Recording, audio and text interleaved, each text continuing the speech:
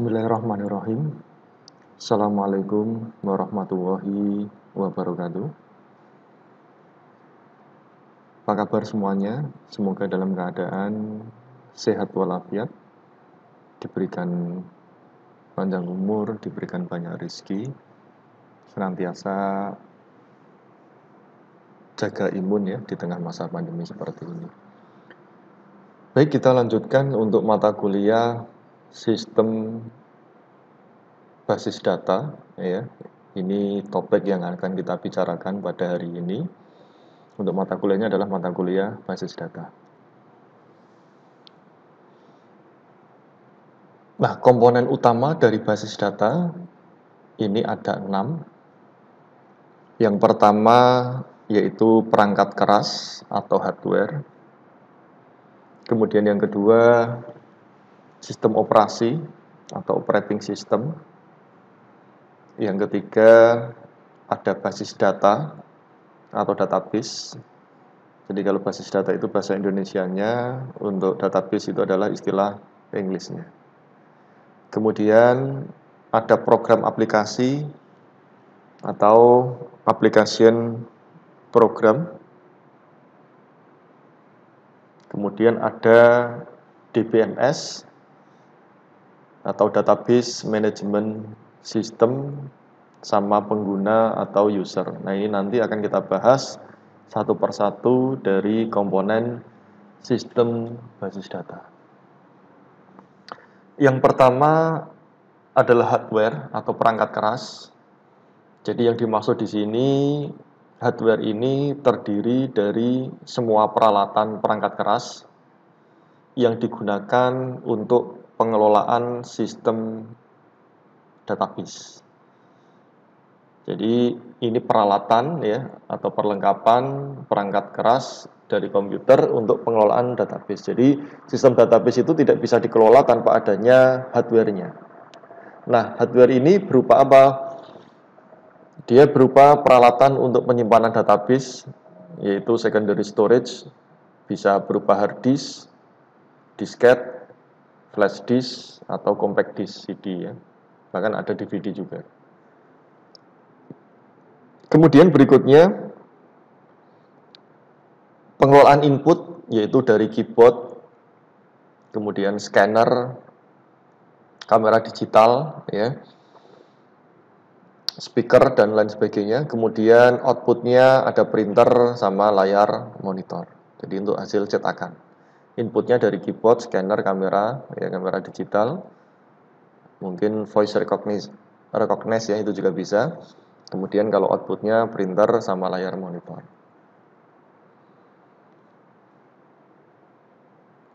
Berikutnya ada peralatan komunikasi ya seperti Ethernet card ya untuk koneksi dengan internet, modem dan seterusnya. Ya untuk koneksi dengan jaringan juga ada. Yang kedua yaitu komponen yang kedua yaitu adalah operating system atau sistem operasi. Nah, sistem operasi ini program untuk mengaktifkan sistem komputer. Jadi sistem komputer itu bisa diaktifkan dengan adanya sistem operasi. Nah, sistem operasi ini mengendalikan seluruh sumber daya dalam komputer dan melakukan operasi-operasi dasar dalam komputer. Ya, kemudian dia melakukan pengelolaan file dan lain sebagainya. Jadi kita tidak bisa menggunakan basis data tanpa adanya operating system. Jadi ada operating systemnya banyak ya. Ada yang menggunakan DOS, ya sekarang sudah mungkin jarang menggunakan ya. Kemudian ada Microsoft Windows, ada Unix, Linux, Mac, operating system dan lain sebagainya.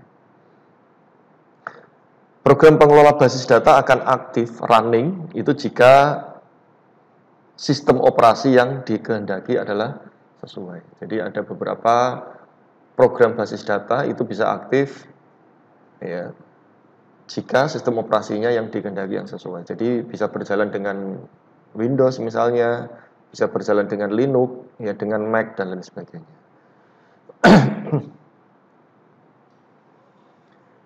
Kemudian yang ketiga yaitu database atau basis data.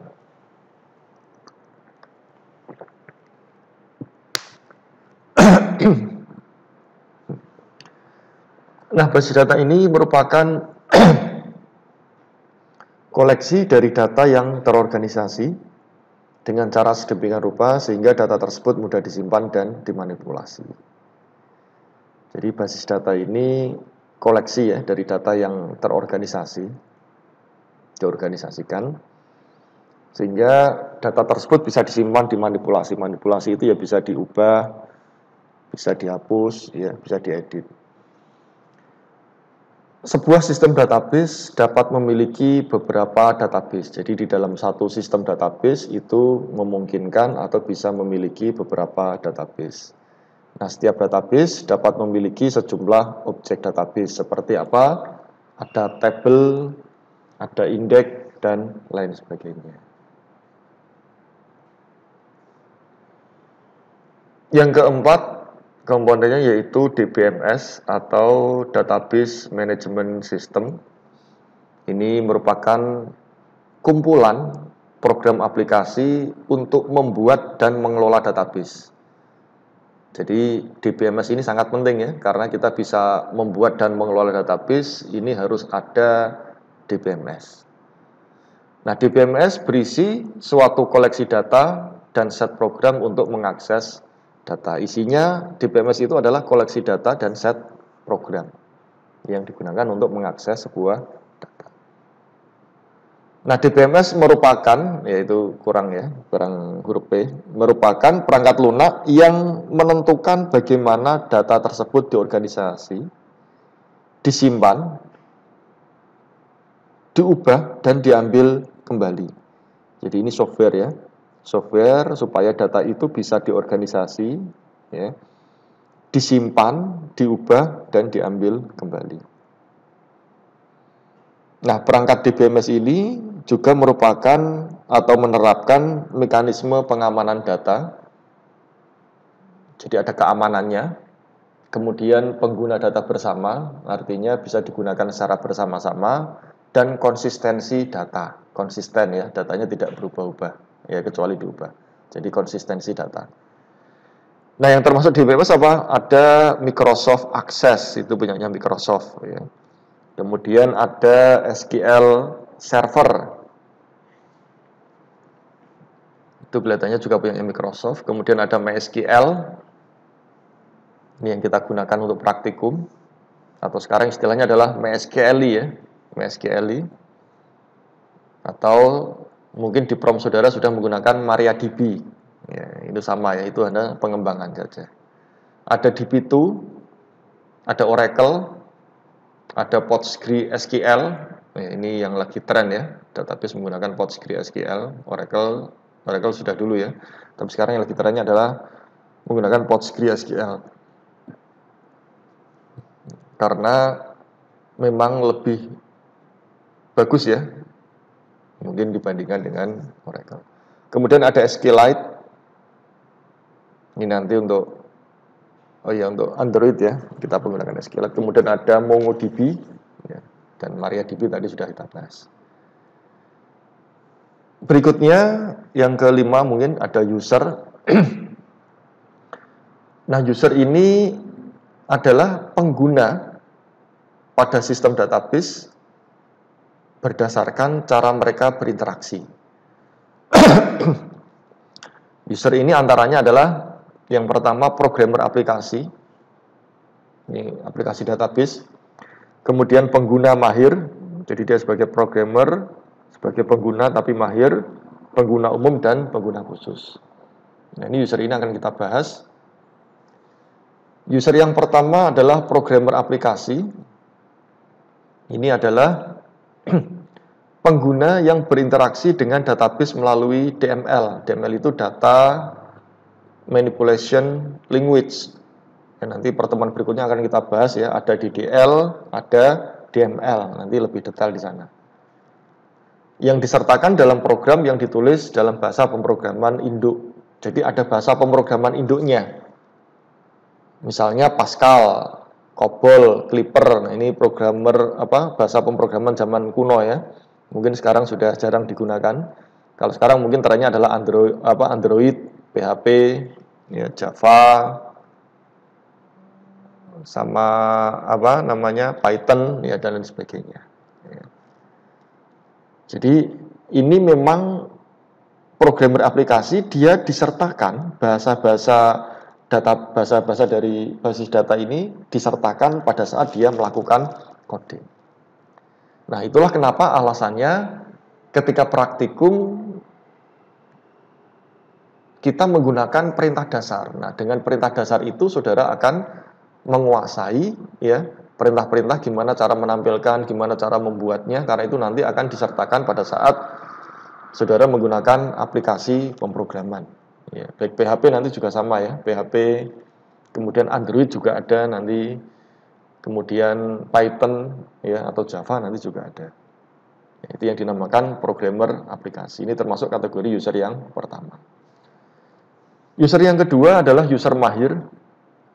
Ini berinteraksi tanpa menulis modul program, jadi dia tidak menggunakan program. Nah, dia hanya menggunakan query bahasa standar yang digunakan oleh setiap DBMS untuk mengakses data, query. Jadi di praktikum juga saya jelaskan perintah untuk menampilkan select bintang mahasiswa ya. Itu berarti ini termasuk kategori user mahir. Jadi dia tidak melakukan programming, ya tidak menulis program, tapi dia menggunakan perintah-perintah yang ada di dalam database atau menggunakan query, ya menggunakan query.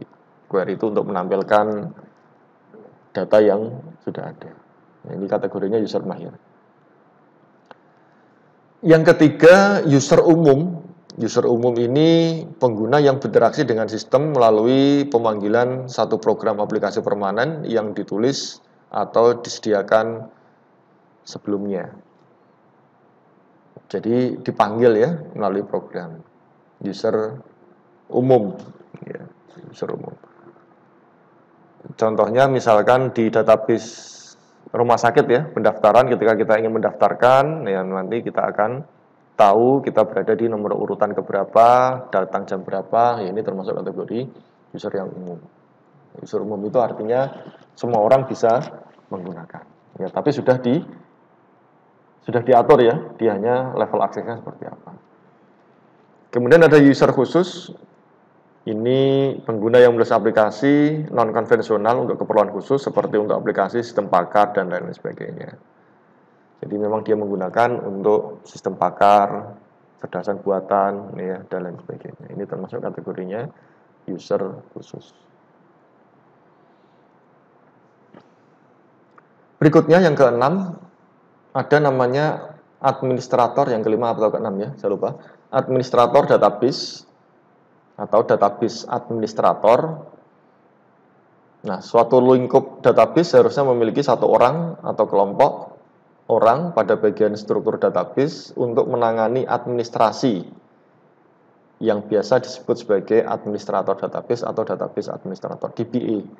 Jadi memang harus ada orang yang menangani ya atau kelompok ya yang menangani tentang administrasi database. Kalau di lingkungan perguruan tinggi ya kita tahu DBA-nya siapa. Jadi kalau ada sesuatu tentang data, kita nyari orangnya itu lebih enak daripada nanti kita bingung ini siapa yang bertanggung jawab ya. Dia yang bertugas mulai dari database administrator, mulai dari merancang, membuat ya, kemudian mengorganisasi, menyimpan ya, itu termasuk kategori tugas dari database administrator. Nah, DBA ini, database administrator atau administrator database, ini adalah orang yang bertanggung jawab ya dan bekerja sama dengan analis sistem dan user-user lain guna melengkapi berbagai macam tugas seperti pendefinisian data, permodelan data, desain database, serta menjamin kerahasiaan integritas data. Data itu penting ya, rahasia ya. Jadi ada data yang dirahasiakan, ada data yang tidak dirahasiakan. Nah ini memang butuh orang-orang yang khusus. Ya, ini profesi ya, ini DBA. Saudara programmer itu juga profesi, DBA itu juga profesi, sistem analis itu juga profesi. Profesi itu artinya memerlukan keahlian yang khusus ya. Jadi ini harusnya profesi sendiri ya, terpisah ya. Tapi saat ini kalau kita lihat di lapangan, DBE itu ya juga programmer, juga sistem analis, jadi kayak all in ya. Jadi ya juga buat program juga, coding, kemudian analis sistem juga, sebagai DBE juga, sebagai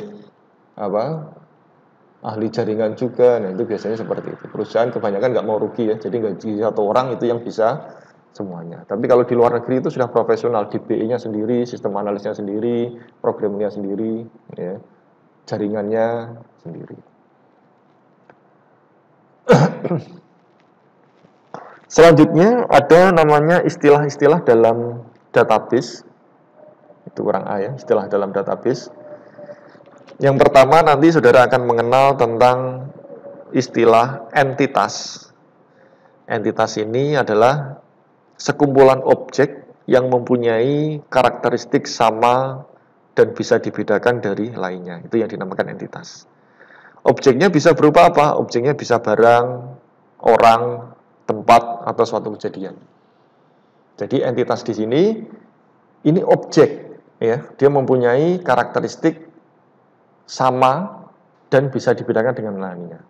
Contohnya apa? Mahasiswa, dosen, pegawai, mobil, nilai, ini termasuk kategori entitas. Nanti di analisa perancangan sistem ya, saudara akan diajarkan gimana cara membedakan ini termasuk entitas ya, kemudian ini termasuk atribut ya, itu nanti dijelaskan detail di sana.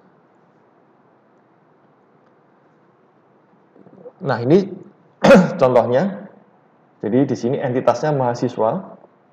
Mahasiswa mempunyai atribut ya, nanti atribut kita bahas setelah ini. Ada NPM ya. NPM atau kalau istilah sekarangnya adalah NIM. Kemudian ada nama, ada alamat, ada nomor telepon, ada tanggal lahir. Nah, 1, 2, 3, 4, 5 ini disebut sebagai atribut.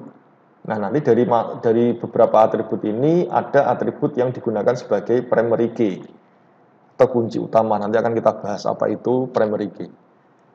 Nah, ini yang dinamakan dengan entitas.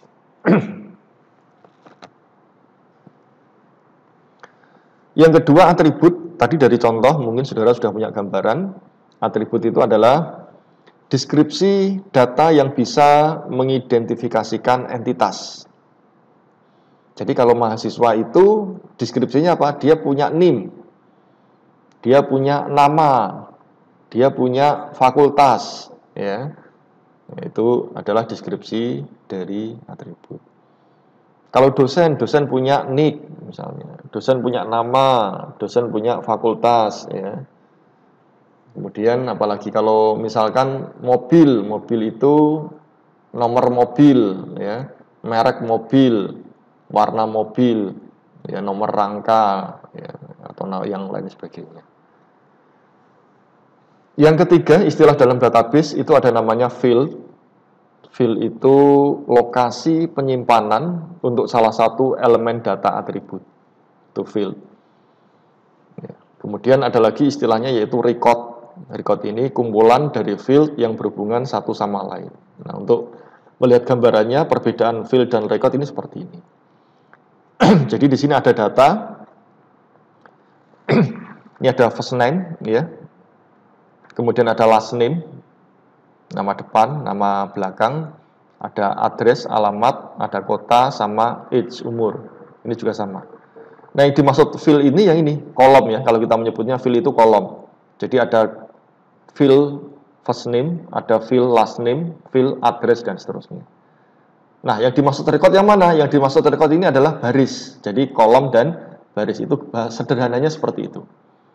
Ya, kolom dan baris. Barisnya di sini ada Mickey, Beth, Wonder, Donald. Ya, ini yang dinamakan field, ini yang dinamakan record. Ya, jadi pertama kali pada saat membuat tabel di praktikum, ya, dijelaskan bahwa kita membuat tabel dan menyusun fieldnya. Fieldnya first name itu tipe datanya apa, gitu ya. Kemudian ukurannya berapa, space-nya, ya. Menggunakan char atau varchar. Ya. Perbedaannya ya nanti di pertemuan berikutnya ya, tapi di modul praktikum sudah saya jelaskan. Nah, ini perbedaan antara fill dan record. Ya, ini yang dinamakan record. Jadi baris ini yang dinamakan record. Tapi yang atas judul ini, ke bawah ini kolom-kolom ini dia sebut sebagai fill. Kemudian berikutnya ada lagi istilah namanya key. Key itu artinya kunci. Nah, key itu apa? Key itu adalah satu gabungan dari beberapa atribut yang dapat membedakan semua basis data raw dalam tabel secara unik. Jadi gabungan dari beberapa atribut yang dapat membedakan, ya, kunci itu membedakan ya, semua basis data dalam tabel secara unik. Nah, key di dalam database ini berfungsi sebagai suatu cara untuk mengidentifikasi dan menghubungkan satu tabel data dengan tabel yang lain. Jadi pada database ini, fungsi key ini dia untuk mengidentifikasi dan menghubungkan atau merelasikan antar satu tabel data dengan tabel yang lain. Ya, nanti akan kita lihat ya tentunya. Nah, ini gambarnya ya. Jadi ada tabel barang, dia berhubungan dengan tabel ya, TB tipe bacaan, dia berhubungan dengan TB lokasi, dia berhubungan ya, TB pengarang ya, TB pengarang dengan tabel ini yang dinamakan adalah key. Jadi ini butuh kunci atau butuh key. Nah, key ini ada 6 ya jenis-jenisnya. Jadi ini nanti kenapa ini kuncinya KD barang ya, kenapa bukan yang ini. Ada yang namanya primary key, ada namanya foreign key, ada namanya secondary key, ada namanya candidate key, ada namanya alternate key, sama composite key. Ya, kita akan bahas satu persatu. Ini juga nanti juga bisa kita tanyakan biasanya ditanyakan pada saat ujian ya. Nah, kamu primary key-nya apa? Key-nya pakai apa? Primary, secondary, ya atau yang lainnya. Yang pertama primary key. Primary key itu artinya kunci primer atau kunci utama. Ini adalah atribut atau satu set minimal atribut yang tidak hanya mengidentifikasikan secara unik suatu kejadian spesifik, tapi juga dapat mewakili setiap kejadian dari satu kejadian. Nah, atau sederhananya seperti ini. Di sini ada field name, nama, umur. Kemudian recordnya ada 02 sekian, tuti 21, 0223, wati 20, 0144, ale 24. Nah, ini yang kita akan jadikan primary key. Ya, primary key. Dia harus spesifik. Unik, ya, unik. Nah, NIM ini kalau di tempat kita mahasiswa ya di Universitas Semarang, NIM ini itu unik. Artinya apa? Satu mahasiswa itu tidak boleh ada NIM yang sama. Ya. Unik ya, tidak ada NIM yang sama. Kemudian NIM ini kita sebut sebagai primary key, sebagai kunci utama. NIM nama sama tapi NIM-nya pasti beda. Umur sama tapi NIM-nya pasti beda. Alamat sama tapi NIM-nya pasti beda. Itu kalau di kependudukan kita pakainya adalah NIK. Ya, NIK. Ya, ini disebut sebagai primary key. Nah, untuk primary key itu memiliki syarat ya. Yang pertama, dia bisa menjadi primary key. Yang pertama harus unik. Unik itu tidak boleh ganda. Jadi NIM ini tidak boleh ada yang sama. Nanti sama ketika kita akan membuat field NIM itu dikondisikan. Jadi ketika ada input NIM-nya sama itu akan secara otomatis ditolak oleh sistem. Yang kedua, syarat untuk primary key not null. Not null itu artinya tidak boleh kosong, tidak diketahui, tidak dapat ditentukan. Itu harus diisi. Ya, itu harus diisi. Kemudian yang ketiga, kunci tersebut lebih natural untuk dijadikan acuan. Ya, jadi sifatnya natural. Yang kedua ada namanya foreign key atau kunci tamu. Ini adalah satu set atribut atau set atribut sebagai key penghubung kedua tabel dan melengkapi satu relationship hubungan terhadap primary key yang menunjukkan keindukannya. Jika sebuah primary key terhubung ke tabel atau entity lain, maka keberadaan primary key pada entity tersebut disebut sebagai foreign key. Jadi nanti hubungan antara primary key itu yaitu dengan menggunakan foreign key. Ya, nanti akan kita lihat di contohnya. Nah ini, jadi kita punya data, punya tabel. Yang pertama, misalkan ini tabel A, ya ini adalah tabel A. Fieldnya ada kode dosen sama nama. Kemudian kita punya tabel, misalkan tabel B. Ya, tabel B ini ada kode MK. Ya, kemudian ada mata kuliah. Kemudian ada SKS. Kemudian ada KD dosen. Nah, dua tabel ini bisa berelasi. Ya, yang pertama, kita tentukan dulu primary key-nya. Primary key-nya adalah kode dosen. Karena satu dosen dengan dosen yang lain itu tidak boleh ada kode yang sama, harus unik. Ya. Nah, ini kode dosen kita gunakan sebagai primary key. Kemudian di tabel yang kedua ada kode mata kuliah. Ini juga sama, kode mata kuliah itu tidak boleh sama. Ya, makanya kode mata kuliah ini kita jadikan primary key. Ini kita jadikan primary key, ini kita jadikan primary key. Kemudian ada mata kuliah, SKS sama kode dosen. Nah, kode dosen ini, ya kode dosen ini kita jadikan sebagai foreign key karena syarat untuk merelasikan tabel itu harus ada field yang sama. Ini ada kode dosen, ini ada kode dosen.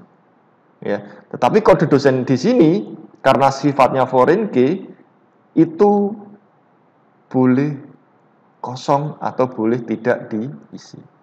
Ini nanti akan berelasi di sini. Jadi untuk mata kuliah manajemen itu yang mengampu adalah Warsono. Ya. Jadi itu perbedaan antara primary key dan foreign key.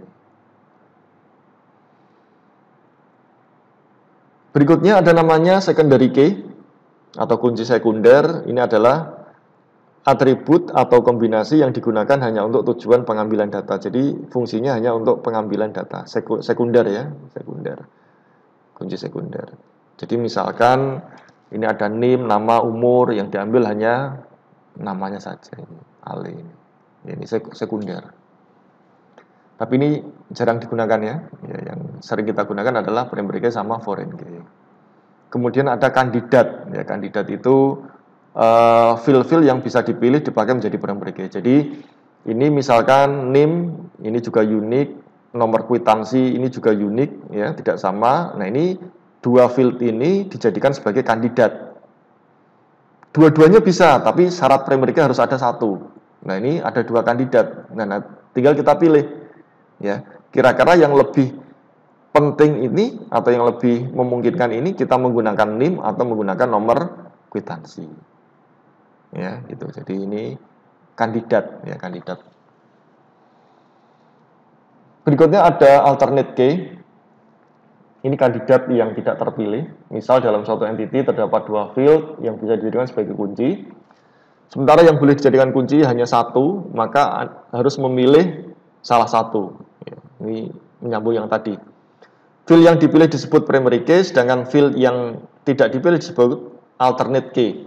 Jadi kalau ada tabel yang dua tadi, NIM ya sama tadi kita lihat ya, sama nomor kwitansi, itu kalau NIM-nya dipilih sebagai primary key, ya maka nomor kwitansi itu disebut sebagai alternate key.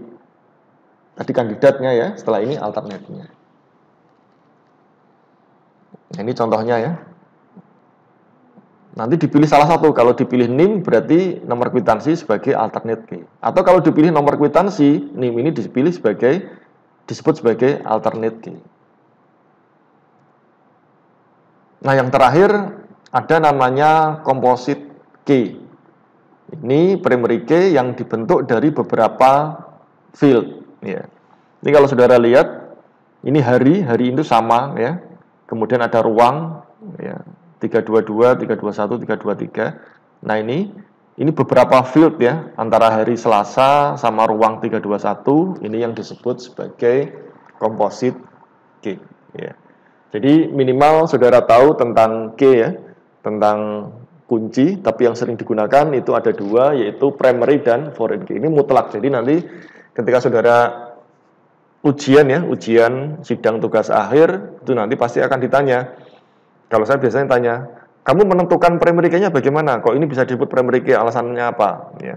Kemudian, ini berelasi nggak antara tabel satu dengan tabel berikutnya? Kalau berelasi, mana yang termasuk primary, mana yang termasuk foreign key? Biasanya seperti itu. Nah, ini juga sama, jadi ketika kita akan membuat sebuah atau merancang sebuah database, hal-hal seperti ini yang perlu kita perhatikan. Oke, saya kira cukup untuk materi ini. Ya, nanti kita lanjutkan di pertemuan berikutnya. Tetap jaga kesehatan, jaga imun ya. Semoga kita semua diberikan kesehatan, keluarga-keluarga terdekat kita. Kita berdoa bersama-sama. Semoga masa pandemi ini segera berakhir. Ya. Kita bisa beraktivitas seperti normal kembali. Ya. Saya kira cukup, saya akhiri. Assalamualaikum warahmatullahi wabarakatuh.